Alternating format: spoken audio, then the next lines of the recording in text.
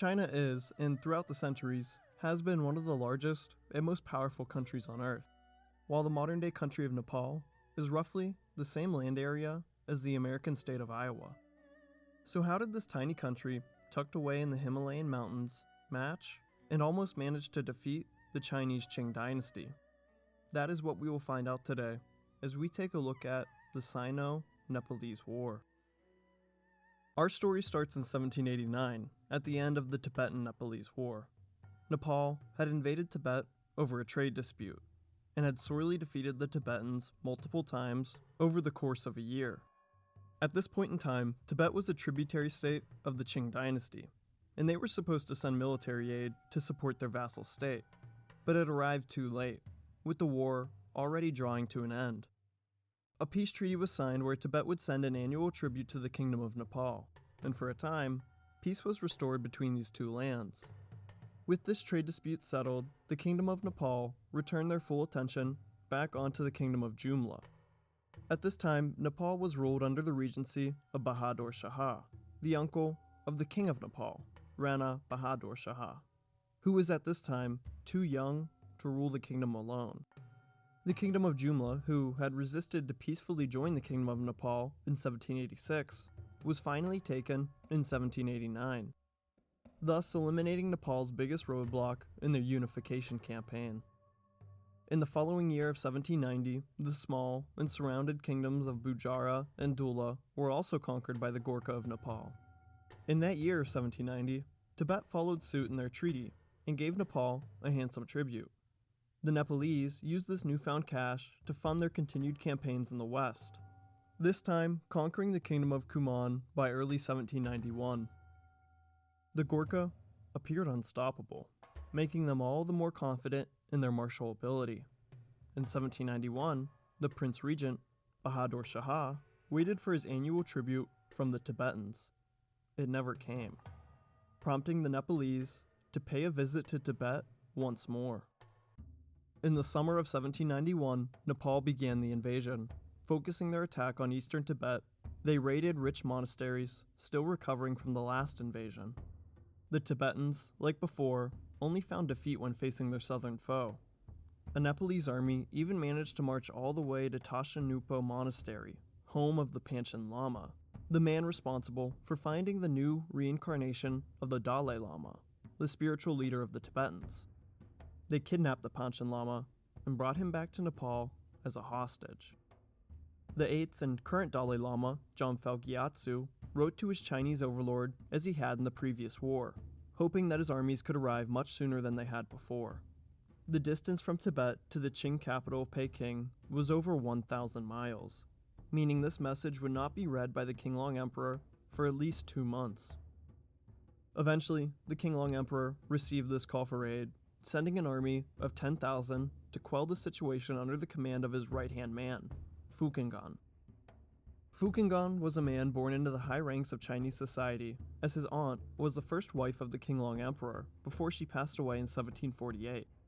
From this, Fukingan's father and himself had enjoyed positions at the Qing court, including Grand Counselor, Grand Secretary, and most importantly to our story, General. Fukingan marched his army over 1,000 miles in the same 60 days that it would take a team of couriers to reach Tibet. When he arrived in 1792, he offered the Nepalese a chance to avoid conflict with the mighty Qing Empire. He demanded that the Nepalese invaders return all the loot they had taken while raiding Tibet, including the hostage Panchen Lama. Prince Bahadur Shah refused, signifying the start of the Sino-Nepalese War.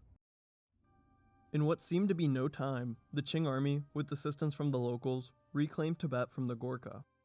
With the Nepalese forced back into their kingdom, the generals prepared, for what seems to be the first time, a defense. The Qing army marched on the heart of Nepal. Their goal was the city of Nuwakot. Controlling this vital city and fort that accompanied it meant that the Qing could cut Nepal in half.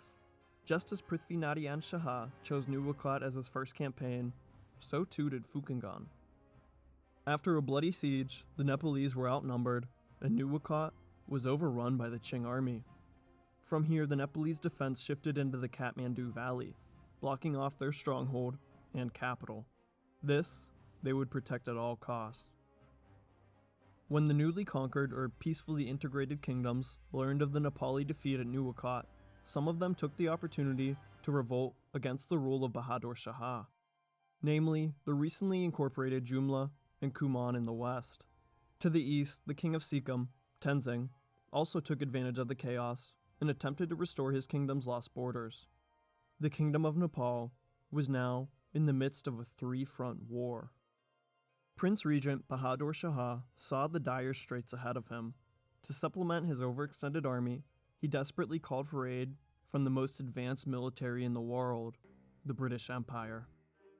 Bahadur sent out for an invitation. He received Captain William Kirkpatrick, who arrived in Kathmandu in the summer of 1792. The regent reluctantly asked the British captain for 10 pieces of artillery equipment to defend the capital. All Bahadur had to do was sign a treaty. If you know anything about predatory European colonial powers, it's that they twist and turn their treaties so that it suits them under all circumstances. Treaty signing was a way to begin the process of colonization, a way of inviting yourself into a place where you don't belong. Prince Bahadur Shah, having been to British India for many years in exile, saw the devastation of British colonization firsthand. He knew better than to sign any kind of treaty with the East India Company. Captain William Kirkpatrick went south, taking his treaty and his cannons with him. The Qing continued on their warpath towards their ultimate victory at Kathmandu, winning multiple battles as they came ever closer to the Valley of the King. Approaching the Betawarti River, the Gorkhali attempted to hold their side of the river to no avail. The Chinese crossed and made camp shortly after. All was peaceful that night, until a giant hooved devil, made complete by flaming horns, ran amok through the camp. Following behind the first was a stream of more demons, as the hell gates were opened on the Qing army. The Gorkhali army, defending the Betawarti River, was defeated, but not yet subdued. Their number was reduced to only 200, meaning they could no longer confront the headstrong Chinese force in a traditional battle. They waited until night to make their move. Tying flaming torches to the horns of their bison, the Gorkhali sent them loose on the Chinese army. Following these running animals into the camp, the 200 Gurkhas began a slaughter of the terrified Qing. The Nepalese routed the Qing army as they ran back across the Betawarti River. Their tactics might be frowned upon by animal rights activists, but 200 men just routed a whole 10,000-man army. Fukingan, who was previously unbeatable, regrouped his battered army and marched towards the Betawarti River once more. The Qing crossed the river, this time facing no obstacle of flaming cows. Just beyond the Betawarti River was 3 forts, blocking the entrance to the Kathmandu Valley. These forts were heavily reinforced and under the overall command of General Damodar Pandey. Assisting him was the young and promising General Kirtiman Singh Basanyet. All 3 forts were attacked at the same time by the Chinese army. At each siege, the Gorkhali inside put up an unbreakable defense. This the Gurkha followed up with an undeniably aggressive offensive. The Qing at all 3 forts broke and ran towards the Betawarti River in retreat. More than 1,000 Chinese were hunted down and killed, or chased to the end of a cliff where they chose to jump instead of finding the edge of a kukri. The leader of one of these Qing armies attempted to regroup his force. He stood on a bridge, attempting to block it off as he personally punished his own men, cutting, punching, and kicking them, even killing a handful. This did nothing but demoralize the army even more as the Qing continued their retreat. Seeing their leader had been put in an abusive mood caused many of the Chinese to abandon the campaign and desert. The Gorkhali, after a year of setback, had finally comprehensively defeated the invading Chinese army. Fukingan, while he still had a small army, decided to call for a peace treaty, sending a ceasefire to Damodar Pandey in October of 1792. Damodar forwarded this to Prince Regent Bahadur Shah, who gave General Damodar Pandey permission to negotiate a peace treaty on behalf of Nepal. The Qing would dictate the terms despite the obvious stalemate. The following Treaty of Betawarti would see Nepal agree to 7 points. 1. Nepal would accept the suzerainty of the Qing Empire. 2. Nepal would repay or return the valuables stolen from Tibet. 3. The Nepalese could own a business in any part of the Qing Empire and its tributary states. 4. If Tibet and Nepal go to war again, the Qing will mediate on behalf of both parties. 5. The Qing will defend Nepal if they are invaded from an outside power.